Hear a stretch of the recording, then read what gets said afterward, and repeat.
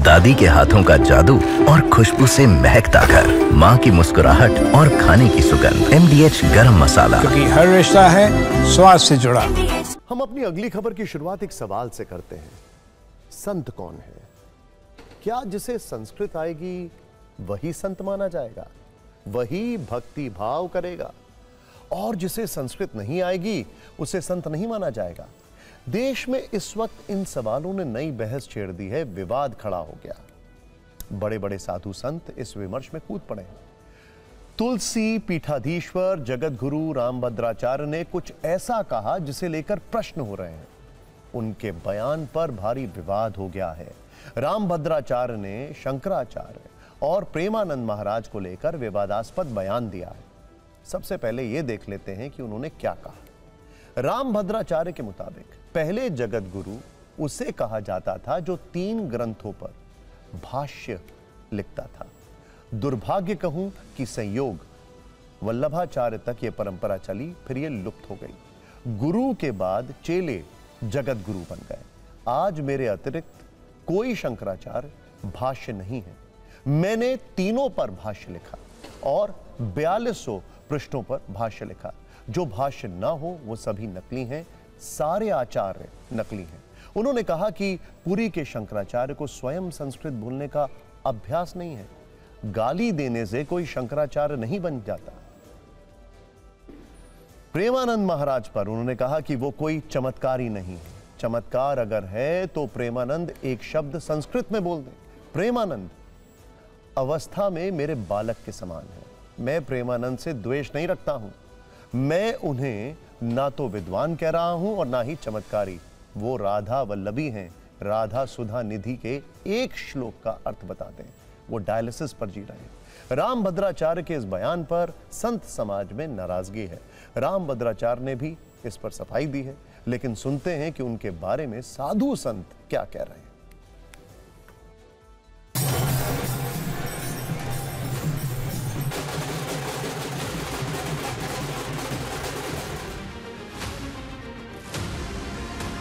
समाज में क्या है कि बहुत तेजी से जो लेफ्ट टाइप के लोग हैं, जो सनातन द्रोही लोग हैं, वो इस चीज को इस प्रकार से फैला रहे हैं जिसका जवाब नहीं। इसके नाते दोनों महापुरुषों के श्री चरणों में नाक रगड़ के दंडवत प्रणाम है। इस प्रकार से बात बाहर नहीं आनी चाहिए। पूर्ण ज्ञान तो पूरी सृष्टि में किसी को भी नहीं है।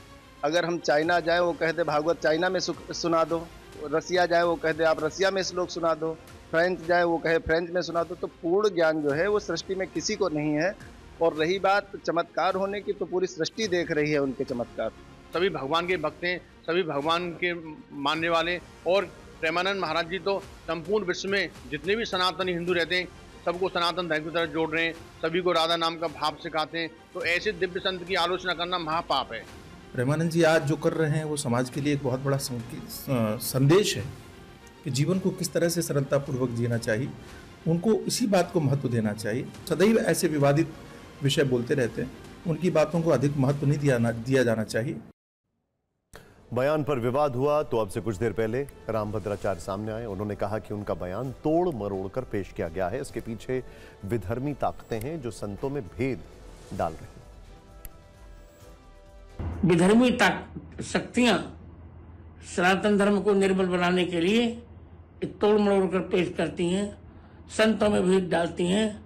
अभी सब संतों को एक हो जाना चाहिए, एक होकर हिंदू धर्म की रक्षा में तत्पर हो जाना चाहिए। मैंने प्रेमानंद या किसी संत के प्रति कोई भी गलत टिप्पणी नहीं की है, और करूंगा। अब जब भी प्रेमानंद जी मुझे मिलने आएंगे मैं निश्चित आशीर्वाद दूंगा, उनको हृदय से लगाऊंगा। भारतीय संत परंपरा का इतिहास बहुत प्राचीन है। संत शब्द सबसे पहले विष्णु सहस्त्रनाम में आया। संत का अर्थ शंकराचार्य ने भी समझाया है। वो कहते हैं कि सत्य मार्ग पर चलने वाला ही संत है। श्रीमद् भगवद गीता कहती है कि संतों के हृदय में भगवान बसते हैं, जबकि गीता में श्री कृष्ण कहते हैं कि संत वो हैं जो सब जीवों से द्वेष रहित, मित्रवत और करुणामय हो। तो परिभाषा क्या है, निष्कर्ष क्या है? जो सत्य का पालन करे वो संत है, जो सत्य में आस्था रखे वो संत है, जो सत्य मार्ग पर चले वो संत है।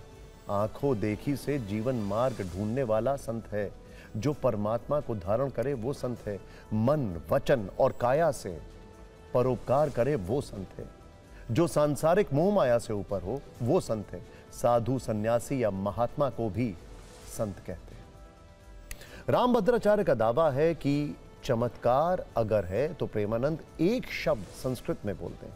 उनकी नजर में प्रेमानंद ना तो विद्वान हैं और ना ही चमत्कारी। सवाल है कि क्या जिन्हें संस्कृत नहीं आती वो संत नहीं हो सकते? इतिहास में ऐसे संतों की लंबी फेहरिस्त है जिन्हें संस्कृत नहीं आती थी लेकिन उन्हें संत का सम्मान मिला। आज जब रामभद्राचार्य ने यह सवाल उठाया है तो उन्हें वो नाम बताते हैं। रामानंद, कबीरदास, संत रैदास, मीराबाई, नरसिंह मेहता, नामदेव, तुकाराम, गुरु नानक देव, दादू दयाल, नरहरि दास, बोधा, पीपा, धन्ना और सेन ये संस्कृत भाषी नहीं थे। लेकिन क्या संत नहीं थे? संस्कृत भाषी संतों की बात करें तो आदि शंकराचार्य, रामानुजाचार्य, माधवाचार्य, वल्लभाचार्य और तुलसीदास जैसे विद्वान इस लिस्ट में आते हैं। रामभद्राचार्य ने संतों और चमत्कार का कनेक्शन जोड़कर भी विवाद खड़ा कर दिया है। आखिर चमत्कार क्या है? असंभव को संभव बनाने वाला, बिना शिक्षा के अद्भुत ज्ञान रखने वाला, वाणी और आचरण से लाखों लोगों का जीवन बदलने वाला। गीता में कृष्ण ने कहा है कि श्रेष्ठ योगी वो है जो श्रद्धा भक्ति के साथ भगवान की भक्ति करे। संत कबीर कहते हैं कि सच्चाई कहना ही बड़ा चमत्कार है। स्वामी विवेकानंद ने कहा है कि असली चमत्कार है मनुष्य को उसकी शक्ति का बोध कराना। यानी ग्रंथों के साथ संतों और विद्वानों ने इसे स्पष्ट परिभाषित किया है, इसका अर्थ समझाया है। हमने अपने शो एंड 5 एडिटर में इसे लेकर पंडित धीरेन्द्र शास्त्री और अयोध्या आंदोलन से जुड़ी रही उमा भारती से भी साधु संतों की परिभाषा पर सवाल किया। उन्होंने क्या जवाब दिया था, आइए एक बार फिर से सुनते हैं।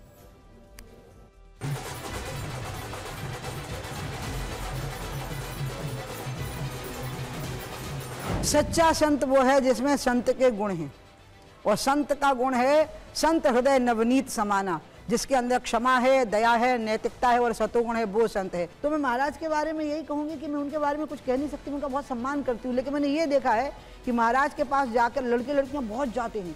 मेरा खुद का मेरे एक भाई का पोता वो DU में पढ़ता है, वो लड़का उनका बड़ा भक्त है। वो जाते हैं और उनकी बुरी आदतें छूटती हैं, ड्रग छूटते हैं, सिगरेट छूटती है, शराब की लत छूटती से माँ बाप परेशान होते हैं। तो इनके कंट्रीब्यूशन को ध्यान में रखिए। साधु जो बोलता है वो सत्य बोलता है। साधु की बात आपको स्वीकार है तो स्वीकार कीजिए, नहीं है तो साधु राजनेता नहीं है। साधु सिर्फ समाज सुधारक है। वो जो भी बोल रहे हैं बाबा प्रेमानंद जी और या जो भी आचार्य महापुरुष बोल रहे हैं वो सिर्फ अपने मत की बात बोल रहे हैं। हम कहते हैं, माइक से कहते हैं, विश्व में कोई ऐसा जादूगर पैदा हुआ हो, तांत्रिक ऐसा पैदा हुआ हो, कोई ऐसा पैदा हुआ हो, आए और करे छू देव जंतुर बांधो आपसे डायलिसिस खत्म, तुम्हारी किडनी सही, हमें दिखाओ। फालतू में बावरे लोगों को ड्रामेबाजी में फंसा है।